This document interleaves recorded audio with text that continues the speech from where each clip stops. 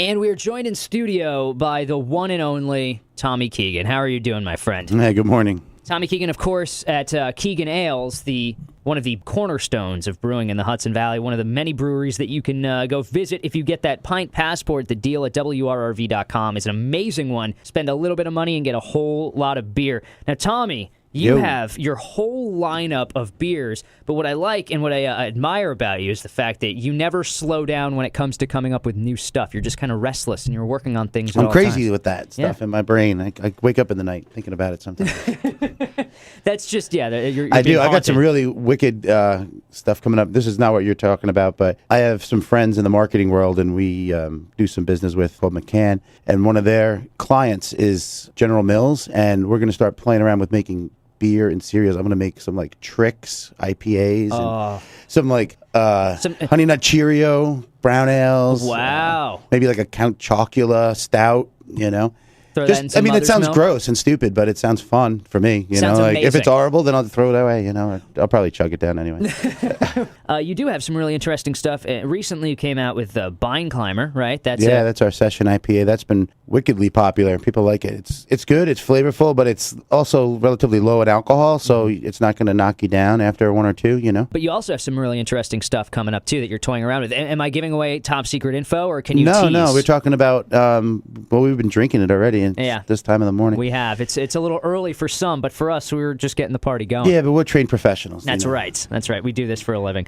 So what do you got coming up? What can people look forward to seeing at the brewery? Hopefully by Thanksgiving we'll have them on the shelves. Right now, what we were just tasting outside in the hallway was Hurricane Kitty aged in oak barrels, and we're going to do the real batches that we're going to be releasing this time is probably going to be Mother's Milk in oak barrels. I'm friends with some guys that own a distillery down in Brooklyn called Widow Jane, and it's kind of a weird story, but they have access to the Rosendale mines, and there's they dug all the limestone out. That's what they used to make the cement that built most of New York City, the Brooklyn Bridge, the pedestal for the Statue of Liberty, the Empire State Building was all all the concrete came from up here. So they left behind these caves with beautiful water aquifers, and they take the water out of here and then truck it down to Brooklyn and distill with it. And because Rosendale and Kingston are close, we ended up generating a nice friendship, and we hang out and we drink their bourbons, and they drink our beers. And one night after one or too many of those, kind of turned into one of those you got your bourbon in my beer, and no, you got your beer in my bourbon kind of stories.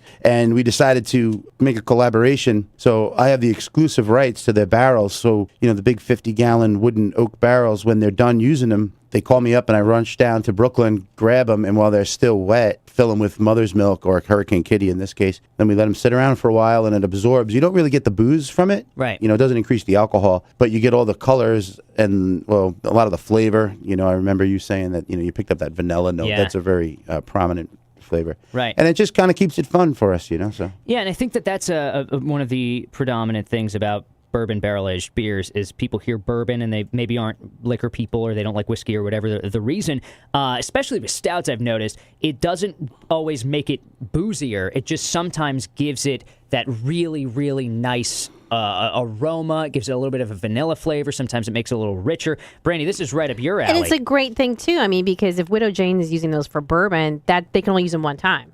Exactly, right. So the one time they're done, they need to either use them for another spirit or come up with a friend that they can make some beer with. Yep, Yeah. That's the truth. So you're going to have those available on tap at the brewery later on in the year as we get down to closer to kind of Thanksgiving time? Yeah, and you'll be able to get them in stores, too. I know Halftime's already placed an order for them. I know you guys are tight with the Halftime crew. Those guys are cool. They're our people. Yeah, they are our people. And we're putting them out in these nice, 750 milliliter swing top bottles, and wax dip them and make them all nice, so that way you can give them as presents, or you can bring them as a to the table Be for the most popular Thanksgiving. guy at your Thanksgiving party. Yeah, Exactly. that's the one. So that one is we can really look forward to that. I love a nice bourbon barrel aged stout, especially. You got a lot going on up at the brewery itself. We've talked about it on air before, but you always have fun stuff. What do you got planned at the brewery? This so people weekend is stop going to by? be huge. The O Positive Festival. Are you familiar with O Positive? I'm not. O Positive is a citywide music and art festival that brings awareness to the fact that a lot of musicians and artists don't have health care. So what they do is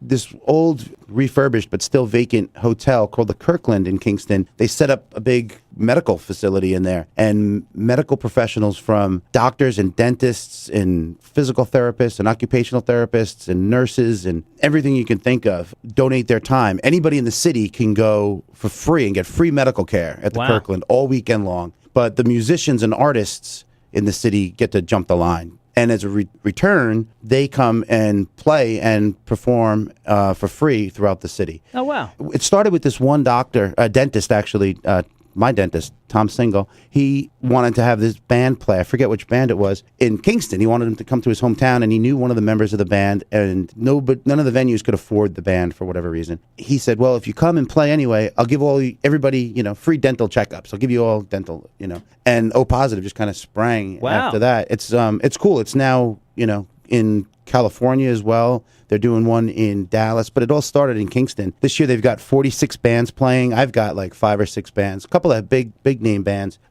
Tony Levin, who of course is famous for Peter Gabriel and founding member of Yes, King Crimson. I mean, when the Beatles broke up, John Lennon asked him to be his bass player. So I mean, he's been that cool that long. Can you get? Yeah, that's a pretty good seal on your, it's a good resume builder, I guess. But Amy Helm is playing on Saturday night, and then Paul Green's Rock Academy. You know what that is? Yes, there's the kids. Yeah. Jack Black made that movie about him, right? They're playing at the brewery this weekend. That's awesome. Yeah, it's going to be cool. There's tons of murals going up all over the city. Mm-hmm. I've got one from last year that's still on my wall. Well, that's one of the things I love at Keegan is you've got all sorts of, every time I go, there's a different local artist featured on the walls there, which is very cool. Yeah, so we've got 2 well-known graffiti artists. They're doing a mural on the side of my warehouse, that gray building. I know that whole entire wall is going to be one giant piece of art. Wow. Oh, that's awesome. Yeah.